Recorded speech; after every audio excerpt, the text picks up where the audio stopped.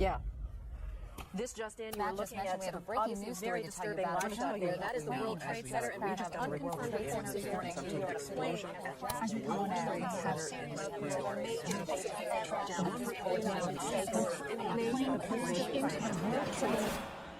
السلام علیکم دوستوں، کہتے ہیں 9/11 کے فوراً بعد جارج ڈبلیو بش نے president of Pakistan general Pervez Musharraf کو ایک ڈائریکٹ کال کی۔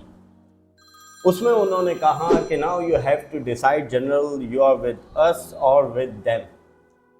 جنرل پرویز مشرف نے بنا کسی جذبات میں آئے کوئی ایموشنل فیصلہ نہیں کیا، انہوں نے کہا کہ وی آر ود یو، کیونکہ جنرل پرویز مشرف کو پتا تھا کہ امریکہ ہمیشہ تو افغانستان میں نہیں رہے گا، اور بعد میں دنیا نے یہ بھی دیکھا کہ جب امریکہ افغانستان سے نکلا تو انہوں نے کہا کہ جنرل پرویز مشرف نے ہمارے ساتھ ڈبل گیم کیا۔